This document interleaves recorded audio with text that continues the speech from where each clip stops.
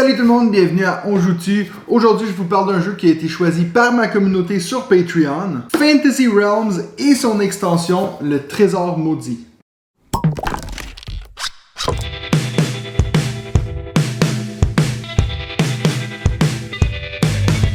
Donc, comme à chaque mois, je me suis tourné vers ma communauté Patreon pour qu'ils choisissent un jeu que je vous présenterai en vidéo. Et ils ont choisi Fantasy Realms et je me suis dit, tant qu'à vous le présenter, je vais aussi présenter la nouvelle extension qui s'appelle le Trésor Maudit. Si vous aussi vous aimeriez participer à tous ces votes pour choisir les jeux que je présente sur la chaîne, ben alors n'hésitez pas à aller jeter un coup d'œil sur la page Patreon, je vais mettre le lien dans la description. Donc, dans la magnifique boîte de Fantasy Realms, qui est déjà pas très grande, en fait, on retrouve une boîte qui est encore plus petite et puis tout le jeu rentre là-dedans. On a un gros pad à l'intérieur de la boîte pour compter les points, mais je vais vous montrer un petit truc que moi j'ai qui fait que vous pourriez partir en vacances qu'avec cette petite boîte là, et puis il y a tout qui rentre dans la poche. Donc sans plus tarder, regardons comment mettre en place Fantasy Realms. Ensuite, je vais vous montrer comment jouer et on va finir par répondre à la fameuse question: on joue-tu à ça, Fantasy Realms?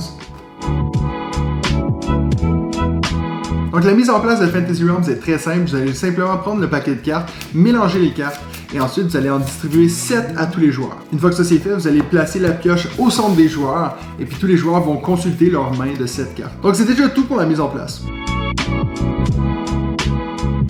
Donc vous allez voir, Fantasy Realms, c'est vraiment un jeu qui est pas facile. Donc assurez-vous de bien écouter mes explications. Donc à notre tour, on doit piocher une carte. Donc soit on la pioche sur le dessus du paquet de cartes ou on va la prendre dans la défausse.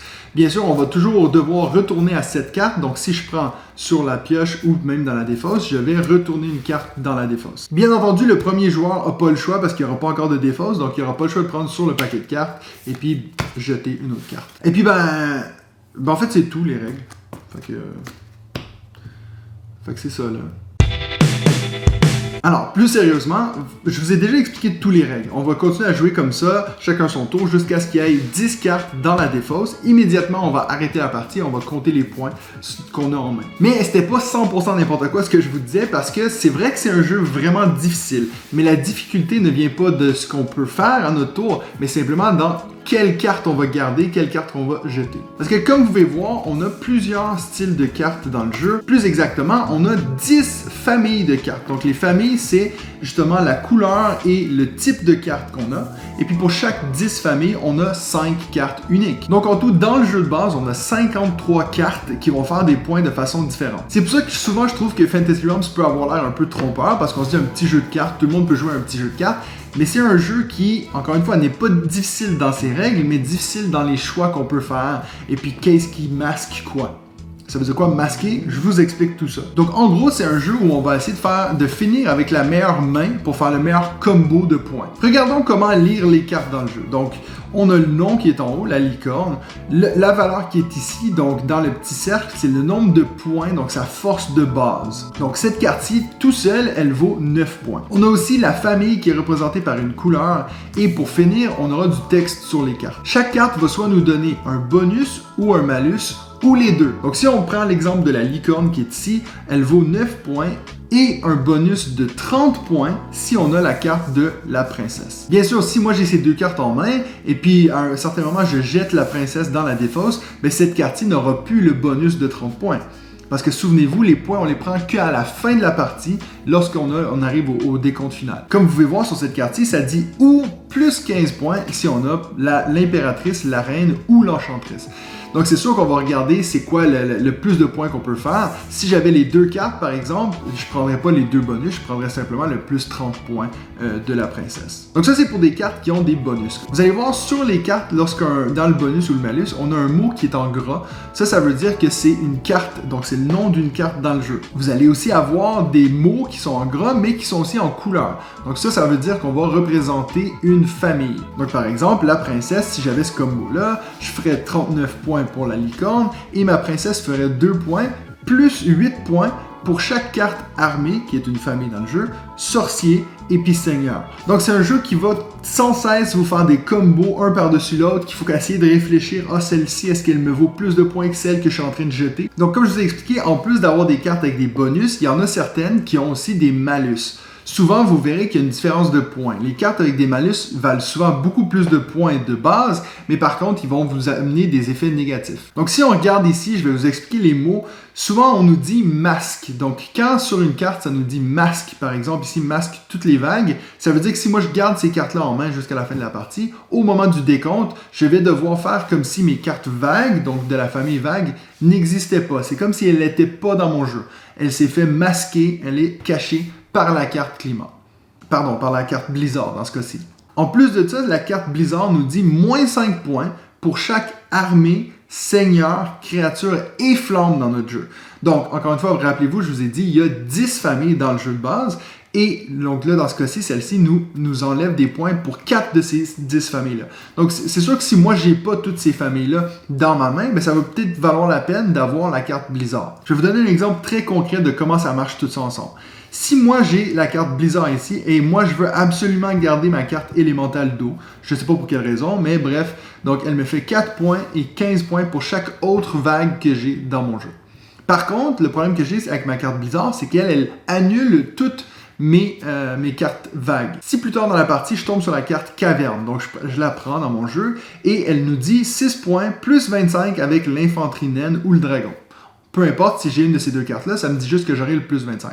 Par contre, moi, ce qui m'intéresse plus dans ce cas-ci, c'est qu'elle me dit « efface le malus de toutes les cartes climat ».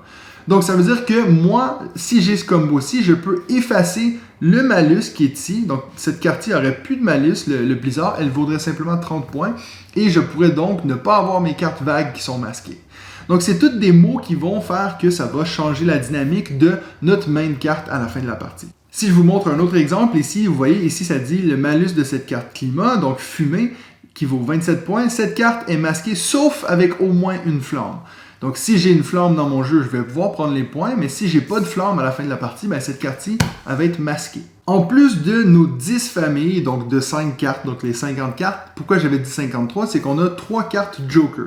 Les cartes Joker n'appartiennent pas à une famille. Donc, on peut pas dire, exemple, ben, celle-ci, elle compte comme une famille Joker, non. Elles valent aussi toutes 0 points, mais ils ont souvent des habiletés qui peuvent être assez fortes. La métamorphe et le mirage font exactement la même chose, mais pas pour les mêmes familles, donc je vais vous les expliquer rapidement. Ce qu'elle fait, c'est qu'elle peut copier le nom et la famille de n'importe quelle carte qui est décrite ici, donc de ces familles-là. Par contre, on ne va pas copier le bonus, le malus ou les points de valeur de base de cette carte-là. Donc, quel serait l'intérêt de copier une carte mais de ne pas prendre ses points? Ben, un bon exemple de ça, c'est ce qu'on avait vu avant, donc cette carte-ci, Terrain Caverne, qui nous dit plus 25 avec l'infanterie naine ou le dragon. Dans ce cas-ci, moi, je peux copier n'importe quelle carte créature du jeu.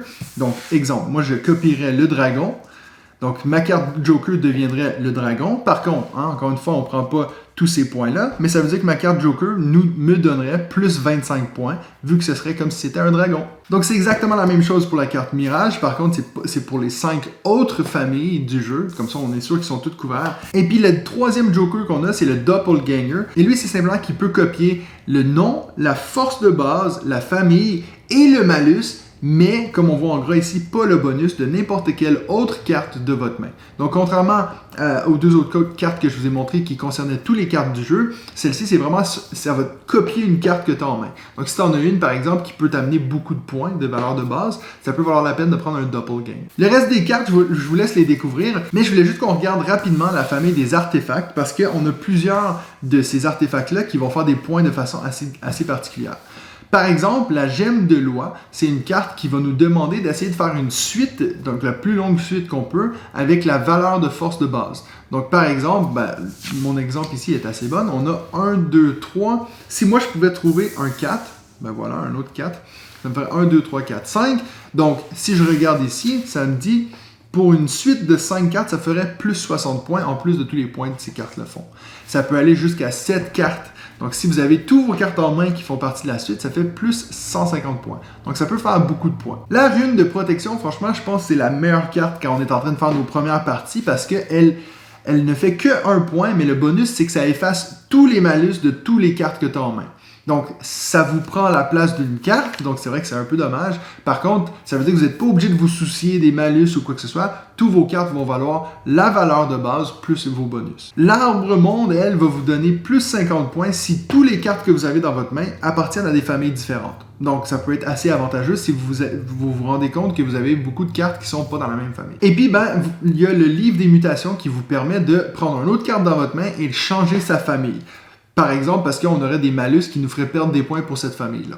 Donc, comme je vous l'ai dit en début de partie, on a un pad ici qui nous permet de calculer nos points. C'est sûr que ça peut être assez compliqué dans le début de dire « Ah, mais ça, plus 20, moins 20 et tout ». Si vous voulez, mon avis, ce que moi j'ai fait, et puis je fais depuis le début, c'est que j'ai téléchargé l'application Fantasy Realms Scoring. Ce qui est génial avec cette application-là, c'est qu'on peut, par exemple, on met les joueurs qu'il y a, donc par exemple, Matt, donc j'écris moi ici, et ensuite je vais faire modifier et je peux ajouter une carte. Donc, il y a deux façons que vous pouvez faire ça. Soit vous prenez le numéro qui est écrit en bas des cartes. Donc, tout en bas des cartes, il y a toujours un numéro qui est sur 53. Vous pouvez simplement faire ajouter carte et puis ils sont tous en ordre donc, de numéros. Vous les ajoutez, vous mettez vos 7 cartes et il va vous donner votre score total. Ou, si vous voulez quelque chose d'encore mieux, vous pouvez simplement faire scan et donc avec votre caméra, vous passez sur la table et ça montre toutes les cartes que vous avez et vous avez les points que ça fait. Donc, cette application-là est gratuite. Je ne sais pas qui l'a développée, mais ça peut franchement sauver beaucoup de temps. J'ai jamais fait une partie, moi, où j'ai dû calculer moi-même les points. Et puis, je suis très content de l'avoir, cette application-là. Donc, maintenant, on va regarder l'extension. Puis, qu'est-ce qui vient dans l'extension? Donc, comme avec le jeu de base, on a une grosse boîte avec une petite boîte à l'intérieur. Donc, vous pouvez même mettre ces deux petites boîtes-là ensemble dans la plus grosse boîte de Fantasy Realms. Et puis, vous n'aurez plus besoin de la boîte de l'extension. Qu'est-ce qu'on a dans cette boîte? On a deux modules que vous pouvez jouer ensemble. Donc, vous pouvez les ajouter les deux au jeu de base ou vous pouvez en prendre qu'une des deux, c'est à vous de voir. Elles sont très faciles à distinguer parce qu'on a les cartes qui ont le même dos que les cartes dans le jeu de base et on a ces cartes-ci, les noirs, qui sont les objets maudites. Je vais commencer par vous expliquer donc les nouvelles familles. On a 3 nouvelles familles qui nous viennent de l'extension. On a des cartes extérieures, des cartes morts-vivants, et des nouvelles cartes bâtiments. En plus des nouvelles familles, si vous jouez avec cette extension-là, on a des cartes qui vont remplacer des cartes qu'on a dans le jeu de base. Donc, assurez-vous de bien enlever ces cartes-là depuis le jeu de base. Donc, si vous ajoutez simplement que les nouvelles cartes, le jeu va se jouer exactement de la même façon, sauf que dans la mise en place, vous allez donner 8 cartes à chaque joueur et non 7. Et la partie va se terminer lorsqu'il y aura 12 cartes dans la défausse. Après, le jeu reste exactement le même. On a des cartes avec des bonus, des malus, et puis il faut vraiment bien regarder tout ça. Ça va être un poil plus long, vu qu'on aura 8 cartes en main, mais le jeu reste essentiellement identique. Donc, si vous jouez avec les objets maudits, en début de partie, ce que vous allez faire, c'est que vous allez donner une carte objet maudit à chaque joueur qui vont placer face visible devant eux. Ces cartes-là vont soit vous donner une habilité en plus, vont peut-être vous enlever une habilité. Bref, il faut vraiment toutes les regarder parce qu'ils sont toutes uniques. Qu'est-ce qu'on peut faire avec ces objets-là à notre tour? Soit on fait rien avec, donc on joue simplement notre tour normal, soit on va l'utiliser, donc on va utiliser l'effet de la carte et on va la mettre face cachée devant nous, ou vous pouvez décider de la défausser sans la jouer. Si vous faites ça, alors vous allez la défausser dans une genre de pile commune que toutes les joueurs vont venir jeter leurs cartes dessus, mais vous allez la remplacer par une nouvelle. Lorsque vous utilisez une de ces cartes-là, vous allez devoir la tourner et la mettre dans votre défausse. Donc, vous allez vous faire une petite défausse vous-même de ces cartes-là. Et puis, à la fin de la partie, vous allez appliquer les points de ces cartes-là. La majorité des objets vont vous faire perdre des points, mais en échange, vous allez pouvoir faire une action qui est assez forte. Donc, ça joue un peu là-dessus. Donc, par exemple, certaines cartes comme le bandeau ici va nous rapporter 5 points à la fin de la partie, mais son effet n'est pas non plus incroyable. C'est simplement que vous pouvez inverser l'ordre de votre tour, c'est-à-dire que vous pouvez commencer par défausser avant de piocher. Mais par contre, on a ici l'anneau de souhait qui est le meilleur objet du jeu, mais par contre, qui va vous enlever moins 30 points. Donc, c'est aussi le plus gros malus du jeu. Ça dit, n'importe quand à votre tour, vous pouvez regarder dans la pioche et mettez la carte de votre choix sur le dessus. Vous pouvez faire ceci juste avant votre tour. Remélanger la pioche à la fin de votre tour. Ça veut dire que cette carte-là vous permet essentiellement de prendre n'importe quelle carte dans la pioche. Donc, c'est sûr que c'est la carte que vous voulez, c'est un de vos adversaires qui l'a. C'est un peu malchanceux, mais ça vous permet de mettre n'importe quelle carte que vous voulez sur le dessus de la pioche et ainsi venir la prendre. Donc, si ça vous fait plus 100 parce que c'est exactement la carte que vous voulez, mais ça vous fait moins 30 points, ça vaut quand même 70 points, donc 70 points, ça vaut la peine. Et puis voilà, j'ai déjà fini de vous expliquer Fantasy Realms et son extension, le Trésor Maudit. Donc maintenant, c'est le temps de répondre à la question, on joue-tu à ça, Fantasy Realms? Alors déjà, d'entrée de jeu, je peux vous dire que Fantasy Realms, c'est un jeu que j'ai joué déjà une vingtaine de fois. C'est un jeu que, moi, je trimballe toujours la petite boîte ici, comme je vous ai dit, vu que moi, je compte les points avec l'application, j'ai pas besoin de prendre cette grosse boîte-là. Je trimballe toujours ça avec moi si je vais à une soirée jeu ou je vais à quelque part, je me dis, on aura peut-être le temps de faire une petite partie vite fait.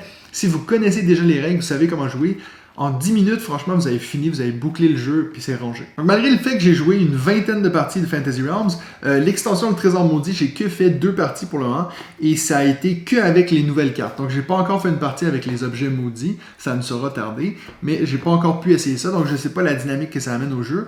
Par contre, les cartes en plus, ça améliore pas énormément le jeu, mais c'est super cool d'avoir toujours des choix en plus. Si vous avez déjà entendu parler de Fantasy Realms, vous avez sûrement aussi déjà entendu parler qu'il était horriblement moche. Alors c'est vrai, la boîte le jeu de base Fantasy Realms est vraiment pas beau, il n'y a rien d'attirant dans le jeu, mais ça n'a rien changé dans mon appréciation du jeu. Mais c'est assez étrange parce que en fait quand j'ai acheté l'extension, je me suis rendu compte qu'il y avait certaines cartes qui étaient assez belles, puis je me suis dit, mais c'est drôle parce qu'on dirait pas que c'est le même style. Par exemple, si je vous montre 2 exemples ici, vous pouvez voir que la carte métamorphe avec laquelle on va devoir, donc si on joue avec l'extension, il faut remplacer cette carte-ci par la nouvelle. Mais vous pouvez voir qu'il y a beaucoup plus de détails, c'est beaucoup plus travaillé, il y a beaucoup plus de style aussi. Même chose pour la carte Mirage. Donc je me suis dit, c'est assez étrange, est-ce qu'ils se sont rendus compte que finalement le jeu n'était pas assez bien illustré et tout. Et je suis allé regarder dans le livre des règles, donc du jeu de base, ça dit les illustrations sont faites par octographics.net. Donc j'ai presque l'impression que c'est genre un site, il y a des vieilles photos, on va les prendre. Et l'extension par contre a été faite par Anthony Cournoyer. Donc good job, Anthony. Ils auraient dû te demander de faire le jeu dès le début. Ça aurait été beaucoup plus attirant à l'œil. Donc voilà, les cartes de l'extension, ils clashent un petit peu avec le jeu de base parce qu'ils ont des nouvelles illustrations.